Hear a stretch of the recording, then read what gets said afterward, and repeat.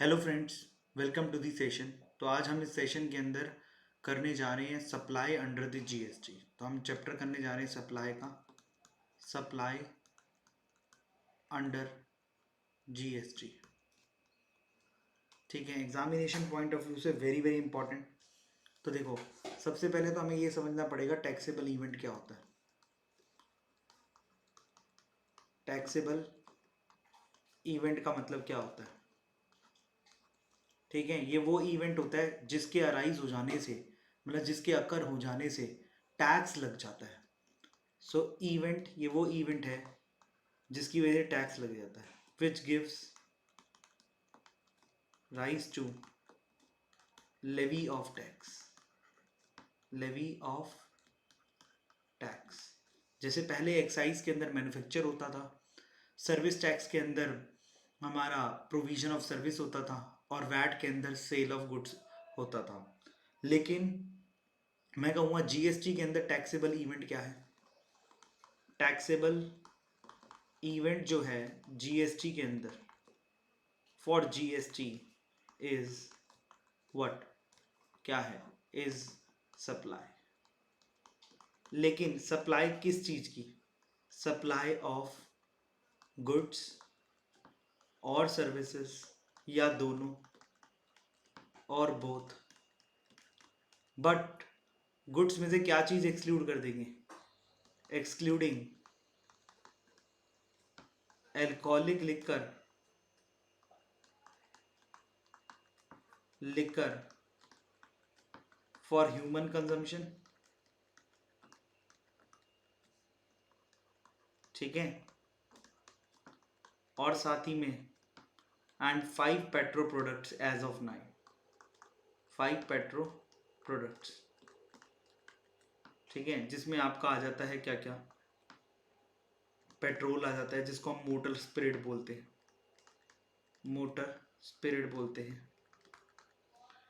ठीक है, आपका इसके अंदर आ जाता है डीजल, और आ जाता है एविएशन टर्बाइन फ्यूल, जो एयरक्राफ्ट्स में डलता है, नेचुरल गैस, और पेट्रोलियम क्रूड।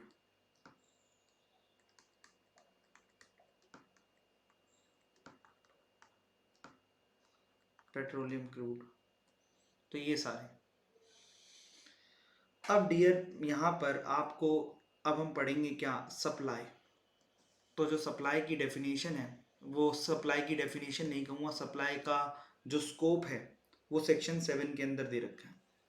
तो सेक्शन 7 क्या कहता है? यस, किस एक्ट का? सेक्शन 7 सीजीएसटी एक्ट का, ऑफ सीजीएसटी, या आप कह सकते हैं एसजीएसटी एक्ट भी सेम है, एक्ट 2017।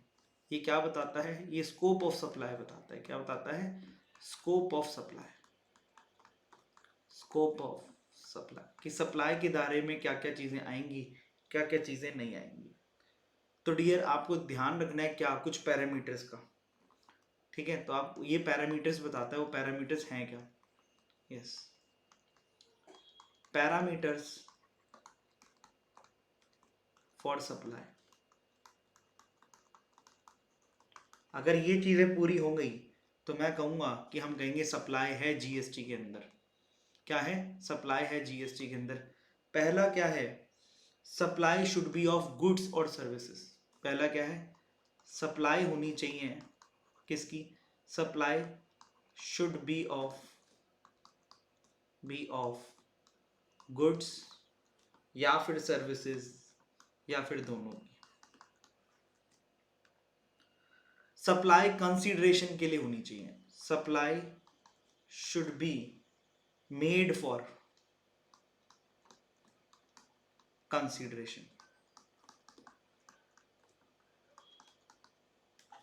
ये पहला पैरामीटर, ये दूसरा पैरामीटर, और तीसरा भी सेटिस्फाई होने चाहिए। तीनों के तीनों। जो सप्लाई है वो आप क्या कर रहे हो? बिजनेस के दौरान कर रहे हो, बिजनेस को बढ़ावा देते वक्त और बिजनेस को करते वक्त कर रहे हो।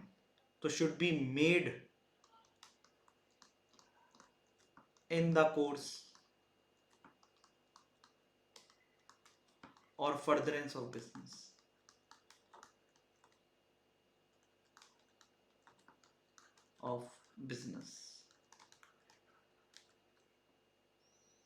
ठीक है, लेकिन यहाँ पे कुछ एक्सेप्शंस हैं। ये जो आपका सेकंड क्राइटेरिया है और थर्ड क्राइटेरिया है, इसकी कुछ एक्सेप्शंस हैं। वो एक्सेप्शंस क्या हैं? देखिए, अगर आप कंसीडरेशन, अगर आप बिना मनी के किसी को सप्लाई कर रहे हैं तो वो सप्लाई नहीं मानी जाती। लेकिन स्केड्यूल 3 के अंदर जो ट्रांजैक्शंस दे रखी हैं, ठीक है, सॉरी, स्केड्यूल 1 के अंदर ऑफ CGST एक्ट, ठीक है, स्केड्यूल 1 के अंदर जो आपको ट्रांजैक्शंस दे रखी हैं, क्या ट्रांजैक्शंस दे रखी हैं in schedule 1 of the CGST Act, मैं कहूंगा उनको आपने कंसीडरेशन नहीं है, कंसीडरेशन नहीं है उन केसेस में, तब भी आप उनको क्या मान के चलेंगे? सप्लाई। तो हम कहेंगे वो क्या है? डीम्ड सप्लाई है, मानी जा रही है कि वो क्या है? सप्लाई है। इन ट्रांजैक्शंस के अंदर नो कंसीडरेशन है, कंसीडरेशन नहीं है तब भी।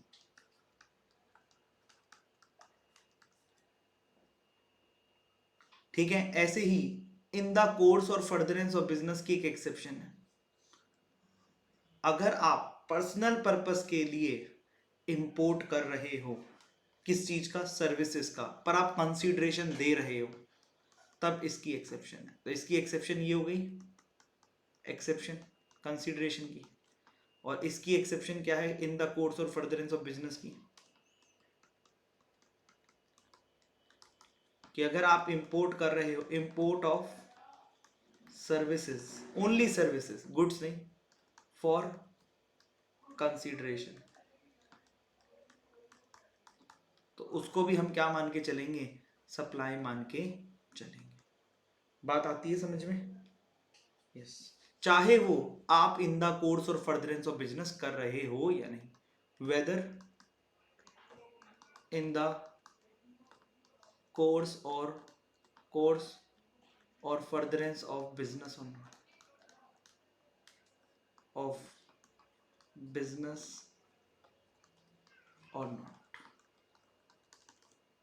बात आती है समझ में? यस। और डियर, इसके अंदर मैं आपको बताता हूं, हमें इसी के साथ साथ स्केड्यूल 1 पढ़ना है, स्कोप ऑफ सप्लाई के अंदर स्केड्यूल 1 पढ़ना है। स्केड्यूल 3 स्केड्यूल है GST के अंदर। स्केड्यूल 2 क्या बताएगा? स्केड्यूल 2 जो पहले GST से पहले कंफ्यूजन होती थी कि क्या गुड्स हैं क्या सर्विस हैं, डबल टैक्सेशन हो जाता था, तो ये बताएगा classification of supply of goods and supply of service. ये बताएगा कौन सी सप्लाई ऑफ सर्विस मानी जाएगी, कौन सी सप्लाई ऑफ गुड्स मानी जाएगी। ठीक है, और एक और है स्केड्यूल 3। ये वो ट्रांजैक्शन और इवेंट्स हैं, ठीक है, ये वो ट्रांजैक्शंस हैं जिनको ना तो सप्लाई ऑफ गुड्स माना जाएगा ना सप्लाई ऑफ सर्विस माना जाएगा, तो ये सप्लाई ही नहीं है, नो सप्लाई। इसका मतलब नेगेटिव लिस्ट, नेगेटिव लिस्ट कह सकते हैं इसको आप। नाइदर सप्लाई ऑफ गुड्स माना जाएगा, नॉट सप्लाई ऑफ सर्विस माना जाएगा। ओके, हाँ जी, अब आ जाओ। सो डियर, अब मैं क्या कर सकता हूं? हम एक माइंड मैप बना सकते हैं यहां से, क्या कि सप्लाई के अंदर क्या क्या चीजें इंक्लूड होंगी, है ना? तो अब हम यहां से क्या बना सकते हैं? एक माइंड मैप बना सकते हैं सप्लाई की स्कोप का। सप्लाई में क्या चीज इंक्लूड होगी, है ना, और क्या चीजें एक्सक्लूड होंगी। ठीक है, तो ये क्या चीजें एक्सक्लूड करेगा, क्या क्या चीजें बाहर होंगी और क्या क्या चीजें इंक्लूड होंगी। It includes, okay. तो क्या क्या इंक्लूड होगा? हाँ जी, अगर आप सप्लाई कर रहे हो कंसिडरेशन के साथ इन द कोर्स और फर्दरेंस ऑफ बिजनेस, सप्लाई कर रहे हो विद कंसिडरेशन है, ड्रेशन है, इन द कोर्स और फर्दरेंस ऑफ बिजनेस है, इन द कोर्स और फर्दरेंस ऑफ बिजनेस है, फर्दरेंस ऑफ बिजनेस, तो हम उसको सप्लाई मान के चलेंगे। अगर आपने इंपोर्ट करा, इंपोर्टेशन ऑफ सर्विस है, सर्विस है, ठीक है, विद कंसीडरेशन है, कंसीडरेशन है, तो हमें इन द कोर्स और फर्दरेंस ऑफ बिजनेस नहीं देखना, ठीक है। तो हम कहेंगे वेदर, चाहे पर्सनल है चाहे बिजनेस पर्पस के लिए, ठीक है, वेदर और नॉट इन द कोर्स और फर्दरेंस ऑफ बिजनेस। अच्छा, हम उनको भी इंक्लूड करके चलेंगे, एक्टिविटीज मेंशन्ड इन, या ट्रांजैक्शंस और activities mentioned in schedule number 1 of the CGST act without consideration. Consideration नहीं है तब भी,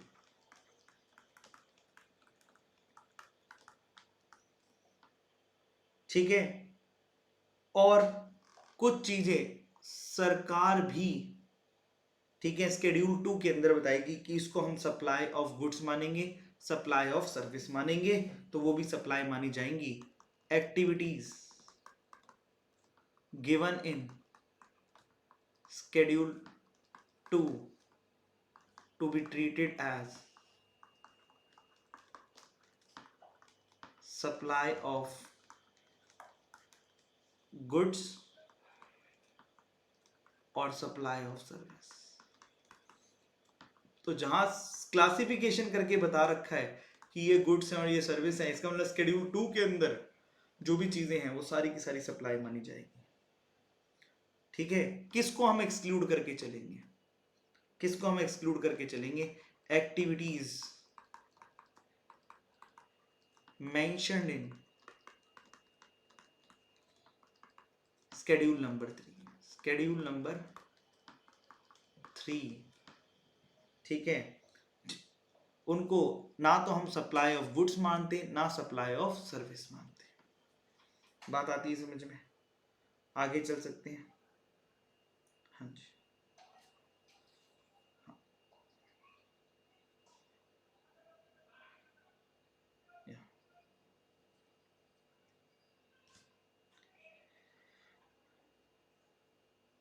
यस, अब हम पढ़ने जा रहे हैं क्या कि ऐसी सप्लाईज, अब हम पढ़ने जा रहे हैं शेड्यूल 1 का एनालिसिस। शेड्यूल 1 क्या था उसको हम डिटेल में पढ़ेंगे, ठीक है। चलिए हम पढ़ने जा रहे हैं एक एक शेड्यूल को डिटेल में। शेड्यूल, शेड्यूल 1, शेड्यूल 1 का मतलब क्या है? डीम्ड सप्लाई के केसेस हैं यहाँ पर, मानो ना मानो मानना पड़ेगा, डीम्ड सप्लाई, ठीक है। तो मैं कहूंगा यहां पर इनको हम सप्लाई मान के चलेंगे अगर कंसीडरेशन नहीं भी है तो ये क्या है बताइए? These are the transactions, transactions without consideration, without consideration, तब भी हम उनको क्या मान के चल रहे हैं? सप्लाई मान के चल रहे हैं, ठीक है। यस, तो पहला क्या है? पहला है, इसके अंदर पहला केस है क्या? अगर आप परमानेंटली, ठीक है, किसी को बेच रहे हो या अपने किसी बिजनेस एसेट को, ठीक है, ट्रांसफर कर रहे हो किसी को, ठीक है, ट्रांसफर कर रहे हो या निकाल रहे हो बिजनेस से, डिस्पोज ऑफ कर रहे हो, सेल कर रहे हो। Disposal of business asset, business से रिलेटेड एसेट्स थे आपके, एसेट्स ऑन विच, जिन पे आपने आईटीसी क्लेम किया हुआ है, on which ITC input tax credit has been claim. इसका मतलब मान लीजिए आपके पास क्या है, आपके पास कोई बिजनेस एसेट्स है, बिजनेस एसेट है, मान के चलते हैं आपके पास है प्लांट एंड मशीनरी, आपने ये ली थी 5 करोड़ रुपए की, और इस पे आपने क्या किया था, इस पे जीएसटी था 18%, तो आपने 90 लाख रुपए का आईटीसी ले लिया, इनपुट टैक्स क्रेडिट बुक कर लिया इसके ऊपर, ठीक है। तो आपने इसके ऊपर क्या किया, आईटीसी क्लेम कर लिया, और अब आप इस एसेट को क्या करने जा रहे हो, बेचने जा रहे हो। क्या करने जा रहे हो, परमानेंटली सेल करने जा रहे हो, या किसी को गिफ्ट कर रहे हो, या तो पैसों के लिए दे रहे हो या फिर गिफ्ट, गिफ्ट मतलब विदाउट कंसीडरेशन। तो हम इस ट्रांजैक्शन को, ये जो सेल और गिफ्ट वाली ट्रांजैक्शन है, चाहे आप पैसे लो या ना लो, ठीक है, आपने एक धोखा किया है, आपने क्या किया, आपने क्रेडिट ले लिया, और क्रेडिट लेने के बाद अब आप उस एसेट को यूज नहीं कर रहे। इसका मतलब आपका मेन ऑब्जेक्टिव क्या था, इनपुट टैक्स क्रेडिट क्लेम कर लेते हैं बस, हाँ, फिर हमें एसेट नहीं यूज करना। तो सरकार कहती है अच्छा, हम इसको डीम्ड सप्लाई मान के चलेंगे। क्या मान के चलेंगे, डीम्ड सप्लाई, कंसिडरेशन नहीं है तब भी हम इसको डीम्ड सप्लाई मान के चलेंगे। और इसमें वैल्यू कैसे निकालेंगे हम, वैल्यू के लिए आगे जाके हम वैल्यूएशन रूल्स पढ़ेंगे। क्या पढ़ेंगे, वैल्यूएशन, जीएसटी वैल्यूएशन रूल्स पढ़ेंगे, तो वहां से निकलेगी, ठीक है। तो उसके ऊपर आपको क्या करना पड़ेगा, जीएसटी लगाना पड़ेगा, वो जो वैल्यू निकल कर आएगी। देखा, आपने जो आईटीसी लिया था वो सरकार ने दोबारा से आपसे रिकवर कर लिया। नेक्स्ट आ जाओ, नेक्स्ट ट्रांजैक्शन क्या है, सेकंड ट्रांजैक्शन जो है वो है क्या, सप्लाई बिटवीन, सप्लाई बिटवीन कौन, रिलेटेड पर्सन, रिलेटेड पर्सन्स और डिस्टिंक्ट पर्सन्स।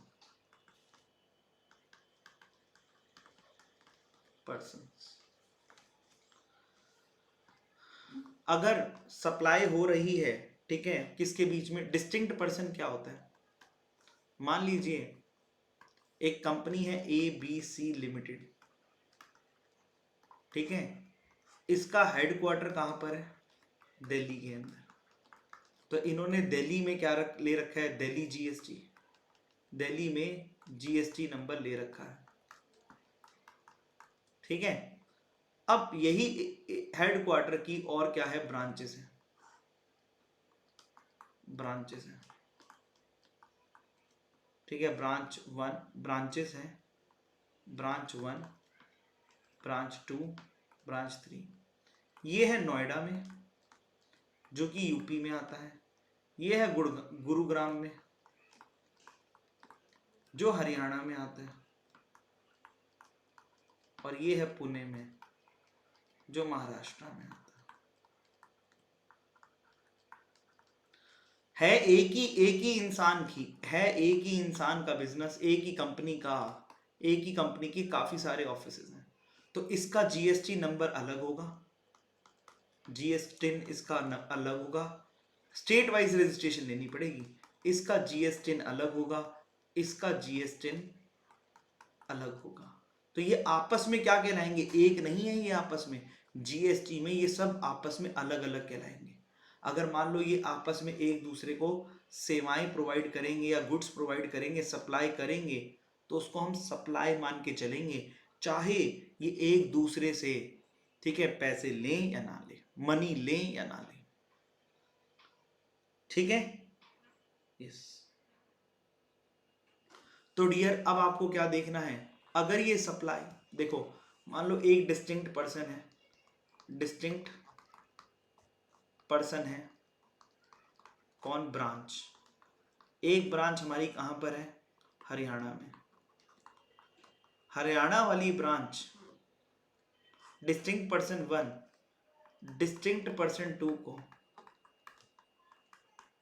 पर्सन 2 को, जो कि कहां पर है, ब्रांच कहां पे है, ब्रांच है यूपी के अंदर, उसको सप्लाई कर रहा है, क्या कर रहा है, सप्लाई कर रहा है, सप्लाई ऑफ गुड्स या फिर सर्विसेज, दोनों कवर होंगे, ठीक है, सर्विसेज कर रहा है, किस किस दौरान कर रहा है, इन द कोर्स और फर्दरेंस ऑफ बिजनेस कर रहा है, इन द कोर्स, बिजनेस के दौरान कर रहा है, और फर्दरेंस ऑफ बिजनेस, ठीक है। तो हम चाहे ये कंसीडरेशन नहीं ले रहा, मतलब ये इसको कोई कंसीडरेशन नहीं दे रहा, नो कंसीडरेशन, कोई कंसीडरेशन नहीं दे रहा, फ्री में आ रहा है, फ्री ऑफ कॉस्ट, तो डियर उस केस में भी, उस केस में भी हम इसको क्या मान के चलेंगे, सप्लाई मान के चलेंगे, इसको हम क्या मान के चलेंगे, डीम्ड सप्लाई मान के चलेंगे। ऐसे ही मैं आपको बता देता हूं, एम्प्लॉयर और एम्प्लॉय, एम्प्लॉयर और एम्प्लॉय क्या कहलाते हैं, रिलेटेड पर्सन, क्या कहलाते हैं आपस में, रिलेटेड पर्सन, ये क्या कहलाते हैं आपस में, related persons in GST. Members of the same family भी क्या कहलाते हैं, यस। तो एम्प्लॉयर अपने एम्प्लॉय को कुछ क्या दे रहा है, गिफ्ट दे रहा है, फ्री ऑफ कॉस्ट दे रहा है गिफ्ट, ठीक है। तो अगर मान लीजिए क्या दे रहा है, मोबाइल फोन दे रहा है, मोबाइल फोन दे रहा है, और ये मोबाइल फोन एप्पल का है, जिसकी वैल्यू है 1.5 लाख रुपया, वैल्यू कितनी है, 1.5 लाख रुपया, पर फ्री में दे रहा है, फ्री में, फ्री गिफ्ट है एम्प्लॉय को। तो डियर अब मैं आपको बता दूं, हाँ, कि अगर एम्प्लॉयर एम्प्लॉय को देता है और गिफ्ट की वैल्यू अप टू कितनी है, 50,000 है, in one financial year, in one financial year, एक फाइनेंशियल ईयर के अंदर, तो हम उसको डीम्ड सप्लाई नहीं मानते, नॉट आ डीम्ड सप्लाई, इतने की छूट है। पर जैसे ही 50,000 से ऊपर हुआ तो हम फुल अमाउंट को सप्लाई मान लेते हैं, फुल अमाउंट से मान के चलेंगे, 50,000 की छूट नहीं देंगे। अब 1.5 लाख है तो इसको हम डीम्ड सप्लाई मान लेंगे, 1.5 लाख की, ठीक है, यस। नेक्स्ट आ जाओ, थर्ड कैटेगरी है,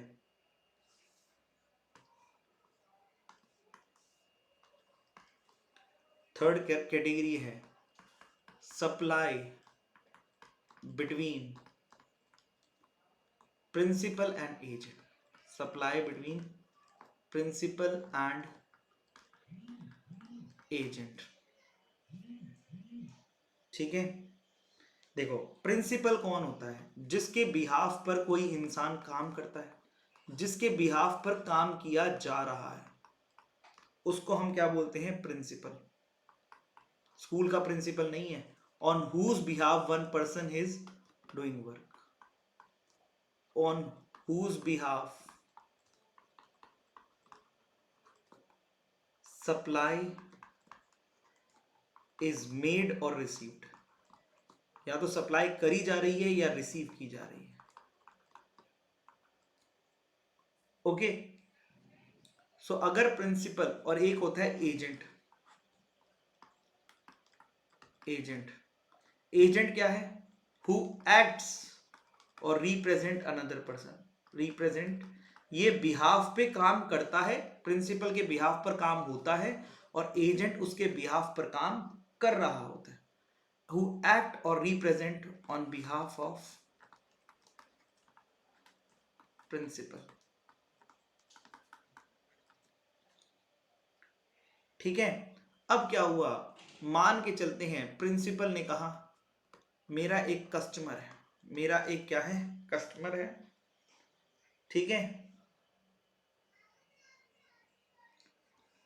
अब अगर प्रिंसिपल इसको गुड्स भेजता है, प्रिंसिपल इसको गुड्स भेजता है और बदले में एजेंट नो कंसीडरेशन है, कुछ भी चार्ज नहीं करता, कुछ भी चार्ज नहीं करता, लेकिन एजेंट कस्टमर को बेच रहा है, किसको बेच रहा है, कस्टमर को बेच रहा है।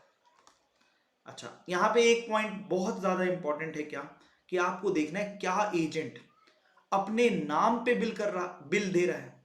जब बिल दे रहा है तो एजेंट अपने लेटर हेड पे दे रहा है, अपने नाम से दे रहा है। अगर एजेंट सप्लाई कर रहा है कस्टमर को, क्या कर रहा है, सप्लाई कर रहा है, ठीक है, किस चीज की, यहां पे सिर्फ और सिर्फ गुड्स कवर होंगे, क्या कवर होंगे, गुड्स, ठीक है। तो अगर एजेंट सप्लाई कर रहा है क्या, goods, supply of goods to customer, to customer, ठीक है, एंड इशू भी कर रहा है क्या, invoice to customer, invoice to customer in his own name, in his own name। तो डियर मैं कहूंगा यहां पर हम इस सप्लाई को, ये जो गुड्स भेजे गए थे बिना कंसीडरेशन के, इसको हम डीम्ड सप्लाई मान के चल लेंगे, डीम्ड सप्लाई मानकर चल लेंगे,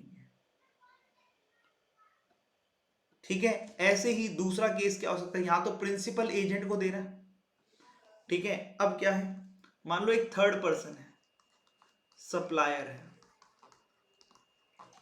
ठीक है। सप्लायर एजेंट को सप्लाई करता है गुड्स का, ये एजेंट है, ठीक है। और यहां से गुड्स किसके पास जा रहे हैं, एजेंट के पास, सप्लायर एजेंट को भेजता है, ये एजेंट किसको कर रहा है, सप्लाइज गुड्स टू प्रिंसिपल, अपने प्रिंसिपल को भेज रहा है गुड्स। तो इसका मतलब यहां पर अब एजेंट यहां पर बेच नहीं रहा, किसके बिहाफ पर, प्रिंसिपल खरीद रहा है, ठीक है, परचेस कर रहा है अपने प्रिंसिपल के बिहाफ पर, ठीक है, सप्लाइज गुड्स टू प्रिंसिपल। और जो एजेंट है, ठीक है, वो डियर एजेंट क्या कर रहा है, एजेंट रिसीव कर रहा है यहां पर goods, receives goods on behalf of, किसके बिहाफ पर, बिहाफ ऑफ प्रिंसिपल, ठीक है। लेकिन इनवॉइस अपने नाम पे ले रहा है एजेंट, इनवॉइस किसके नाम पर आ रहा है, एजेंट के, receives invoice in his own name, in his own name.